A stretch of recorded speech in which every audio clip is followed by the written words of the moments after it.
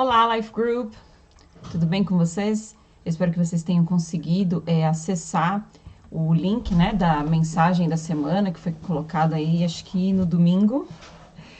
E conseguido assistir, né? Porque o ideal é que vocês consigam assistir a mensagem original. Mas se não conseguiu, tudo bem, vamos para o resumo. Então, meu nome é Ingrid Oliveira, eu sou a líder do Life Group Brasil e hoje eu vou trazer para vocês o resumo da mensagem da semana, que é a quinta parte da série Duvidando de Deus, e a mensagem é: sou ruim demais para Deus? É uma pergunta que às vezes nós nos fazemos, né? Nós nos perguntamos: será que eu sou ruim demais para Deus? E quem trouxe a mensagem foi o nosso Pastor Senior, que é o Pastor Craig. Então, vamos lá para o resumo da mensagem. Bom, uma das razões pelas quais algumas pessoas duvidam de Deus, ou até mesmo do cristianismo, não é por causa da maneira como Jesus viveu, mas porque Jesus, na verdade, amou, né? Ele era amor, ele é amor.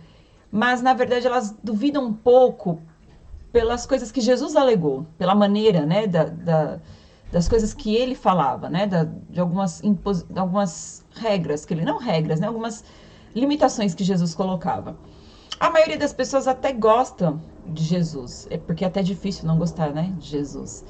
Porque é o que eu disse um pouco antes, né? Jesus, ele amava, ele abraçava as pessoas, ele gastava um tempo com as pessoas que, inclusive, eram mais com os pecadores, né? Ele gastava um tempo com os pecadores.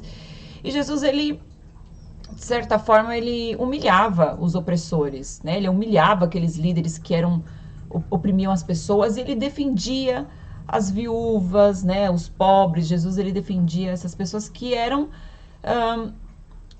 colocadas à margem da sociedade, elas eram excluídas da sociedade. Jesus enchia os barris de vinho nas festas, Jesus multiplicou o almoço de um menininho, e aí todos foram, comeram, tiveram um piquenique lá na montanha.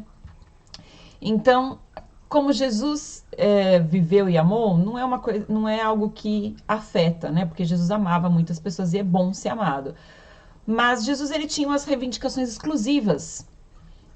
Objetivamente falando, ele era humilde, né? Ele chegou a lavar os pés dos discípulos, mas por outro lado ele também não era nada modesto. Quando Lázaro morreu, ele disse: né? Eu sou a ressurreição e a vida. E aí no sábado, que era um dia sagrado, Jesus curou e ele disse: eu sou o Senhor do Sabá. E aí, mas, né, em alguns versículos mais adiante, Jesus disse: quem ama o seu pai e sua mãe mais do que a mim, não é digno de mim. Então, uma das razões pelas quais as pessoas duvidavam de Deus ou do cristianismo não foi pela maneira de como Jesus viveu ou amou, mas sim o que Jesus alegou. Ele alegou que ele e o Pai, Deus, são um só, e que ele é o único caminho para se chegar até Deus. E em João 14, enquanto Jesus estava com os discípulos, ele diz: eu vou preparar um lugar para vocês. E aí Tomé diz: mas para onde você vai? E aí, eis o que Jesus respondeu, e eu vou compartilhar com vocês aqui o que Jesus disse. Ups, esqueci de tirar o título da mensagem. Vamos lá então para o que Jesus disse. Jesus respondeu: eu sou o caminho, a verdade e a vida. Ninguém vem ao Pai a não ser por mim. Então foi essa a resposta de Jesus para Tomé, né? E as pessoas, como foi dito, elas gostam da maneira como Jesus viveu e amou, mas elas não curtem muito o que Jesus alegava. Jesus não pode ser o único caminho para Deus, isso seria exclusivo demais. Eu até entendo, né? Mas, a única maneira não é justo. Quem pode dizer isso? Não importa no que você acredita. Todos os caminhos levam a Deus. Todas as religiões são iguais. Olha, isso até soa bom e razoável. E a gente até se sente amoroso, né? Com isso, inclusivo. Mas a questão é que não é tão verdade assim. Aliás, não é verdade. Algumas coisas que nós podemos pensar é que há verdade, sim, há certas verdades e beleza até em todas as religiões do mundo, isso é fato. né? Isso é verdade. Por exemplo, mas a maneira como elas pregam, né? Ajudar o próximo e etc, né? Você se importar com o próximo e fazer o bem, isso é algo bom, é algo bonito, é algo que nós devemos fazer sim. Mas, no final das contas, não é tudo a mesma coisa. Por exemplo, o budismo. O budismo prega que não tem um Deus. Não tem um Deus. O budismo prega no renascimento incontável, num ciclo final. O hinduísmo ele tem uma abordagem pessoal de Deus através de divindades, de estátuas, de ídolos, enfim. Tanto para o budismo quanto para o hinduísmo, não existe o perdão dos pecados, existe o karma, né? No Islã, eles adoram a Deus, um Deus que é pessoal, sem deuses secundários, tem proibição total de ídolos, mas tudo depende da sua devoção, das suas obras religiosas, para você chegar até Deus. Já na nova era, eles não têm nenhum Deus pessoal, não existe Deus, existe só a consciência superior, o universo, o cosmos, enfim. E o cristianismo? Bom, o cristianismo tem um Deus pessoal, que ama incondicionalmente e enviou Jesus para ser sacrifício e perdoar os nossos pecados. Então, há sim verdade e beleza na maioria das religiões do mundo, mas vamos considerar Jesus. Só Jesus, sem religião, sem cristianismo, sem nada. Vamos considerar Jesus. Considere Jesus. Não a igreja em que você congrega, não o life group, não os cristãos que você conheceu, e alguns até têm mentes pequenas, né? São julgadores. Mas não olhe para nada disso. Não olhe para a vida dos cristãos, tanto os cristãos bons quanto os cristãos ruins. Não olhe nem para a minha vida, porque em determinado momento eu posso decepcionar você. Mas vamos considerar Jesus. Vamos considerar os três aspectos, assim, né? Os três aspectos de Jesus. Vamos considerar, em primeiro lugar, o ministério de Jesus. Deixa eu colocar aqui. Então, vamos considerar, em primeiro lugar, o ministério de Jesus, né? Vamos considerar aí o ministério dele.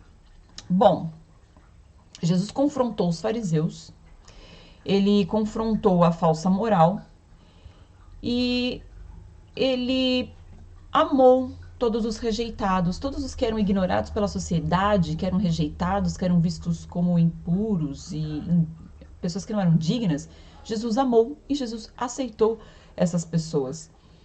E aqui nós temos um versículo que eu vou compartilhar com vocês. Deixa eu colocar aqui na telinha. Só um instante. Ups, ok, agora vamos lá para vocês verem o versículo. Então, está em Marcos 2,16 e diz: quando os mestres da lei eram fariseus e viram Jesus comendo, ou quando os mestres da lei que eram fariseus viram Jesus comendo com os pecadores e cobradores de impostos, perguntaram a seus discípulos: por que ele come com cobradores de impostos e pecadores? E ouvindo isso, disse-lhes Jesus: não são os sãos que necessitam de médico, mas os enfermos, pois eu não vim chamar os justos, mas sim os pecadores. Palavra forte, né? Então, Jesus não veio para os sãos, para os que estavam bem. Jesus veio para os pecadores. Jesus operou milagres, abriu olhos dos cegos, né? Curou os que eram surdos, expulsou demônios, caminhou sobre as águas, Jesus levantou os mortos. E os críticos da época, os fariseus, eles não questionavam a validade dos milagres, eles sabiam que os milagres eram reais, mas eles queriam que Jesus parasse o que Jesus estava fazendo. Não era para Jesus continuar. E o pastor Craig, ele mencionou: eu sou o resultado do ministério de Jesus. E eu acredito, assim, acredito não, né? Tenho certeza que eu também sou o resultado do ministério de Jesus. E você também é resultado do ministério de Jesus. Antes, talvez, nós vivíamos na mentira, nós traíamos, nós roubávamos, nós não conseguíamos parar de beber ou usar qualquer outro tipo de droga, não sei. Mas através de Jesus Cristo, nós somos novas criaturas, né? Novas criaturas, nós somos diferentes, nós não somos uma versão melhor de nós mesmos, nós somos diferentes através de Jesus Cristo. Então, o primeiro tópico que nós falamos aqui foi: considere o ministério de Jesus. O segundo tópico é: considere a ressurreição de Jesus. Considere a ressurreição de Jesus. Deus nos ama, sim, nós sabemos, mas ele odeia o pecado, né? E apesar de odiar o pecado, o Senhor se tornou pecado para nos perdoar. Ele veio até a terra. E aí, através de Jesus Cristo, Deus perdoa os nossos pecados e Jesus consuma esse ato, né? E ele fala: em tuas mãos entrego o meu espírito. E então a terra sacudiu, o centurião percebeu que esse certamente era o Filho de Deus. E 3 dias depois, a pedra foi removida para nossa salvação, né? A pedra foi removida. E aqui temos um versículo para compartilhar com vocês a respeito, que está aqui.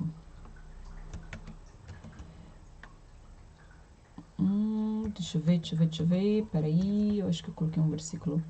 Peraí. Vou colocar aqui para vocês o versículo a respeito. Deixa eu falar aqui que eu acho que eu comi uma bola. É o que acontece, viu, gente? Me perdoem, mas às vezes acontece. Acontece, tá? Então, Pedro disse: mataram o autor da vida, mas Deus o ressuscitou dos mortos, e nós somos testemunhas desse fato. Está em Atos 3,15. Então, os discípulos, depois que Jesus foi morto e ressuscitado, né, e ele ressuscitou, os discípulos tomaram o corpo de Jesus. Eles foram até os guardas, né, foram até os romanos e pediram o corpo de Jesus. E aí os romanos testaram o corpo de Jesus, verificaram se ele realmente estava morto. E ele realmente estava morto. Mas após a ressurreição, eles alegaram, né, os romanos, que na verdade os discípulos tinham vindo até ali escondido e roubado o corpo de Jesus. E eles queriam que as cidades ali em volta acreditassem nisso, que Jesus havia sido retirado e guardado em segredo, por isso que ele não estava mais ali. Mas vamos pensar um pouco, né? Os discípulos, na vida dos discípulos depois que Jesus subiu aos céus, eles não tinham nenhum motivo pessoal para pregar Jesus. Na verdade, eles tiveram perdas extremas, né? Perderam a sua própria vida, eles foram mortos, com exceção de João, que foi exilado, após sofrer muito, ele foi exilado e morreu exilado. Todos os outros foram assassinados por pregar o evangelho. Então, por que eles teriam motivo para pregar sobre Jesus, para falar sobre Jesus, se eles iam ser colocados, né, ou levados à morte? Isso não faz muito sentido, né? Você não pregar alguma coisa até o fim, mesmo que isso custe a sua própria vida. Mas eles fizeram isso, então há alguma verdade nisso tudo, não é mesmo?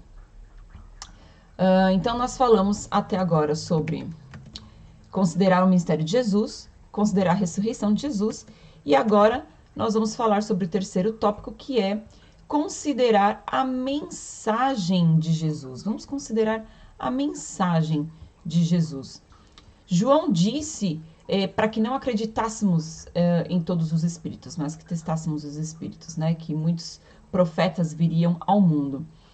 E João diz, deixa eu ver aqui, agora sim. Agora sim é o versículo.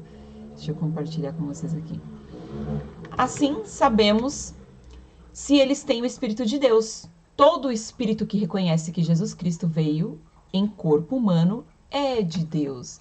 Então, se reconhecermos que Jesus veio, né, em carne e osso, nós sabemos então esse espírito é realmente de Deus. As escrituras dizem, isso o pastor Craig fez uma menção, né, que Jesus, a Bíblia diz que Jesus veio ao mundo. A Bíblia não diz que Jesus foi nascido, mas que Jesus veio ao mundo. É claro, né, que se ele veio ao mundo, ele nasceu de alguém, ele teve que nascer também. Mas a Bíblia diz que Jesus veio ao mundo. Isso significa que ele estava em outro lugar. Se ele veio, ele estava em outro lugar, antes desse mundo. Todos os outros fundadores das outras religiões eram seres humanos, eles não estavam em outro mundo antes de vir para cá. Mas Deus se tornou carne e veio ao mundo. E isso é o que distingue o cristianismo.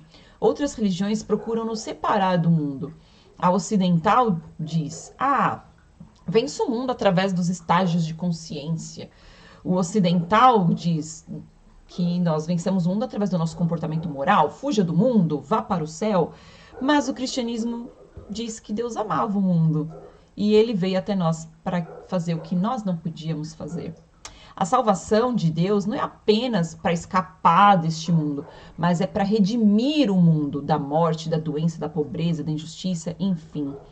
E em Apocalipse 21:4, deixa eu compartilhar aqui, diz: Ele enxugará de seus olhos toda lágrima, não haverá mais morte, ou luto, ou choro, ou dor, pois a velha ordem das coisas passou. Então é isso que o nosso Senhor vai fazer quando Ele voltar, quando Ele vier nos resgatar.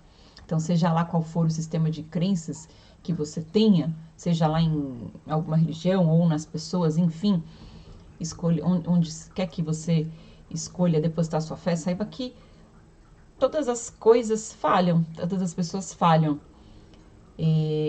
Até aqueles que nós amamos vão falhar com nós, eles não vão ser verdadeiros em algum momento, enfim.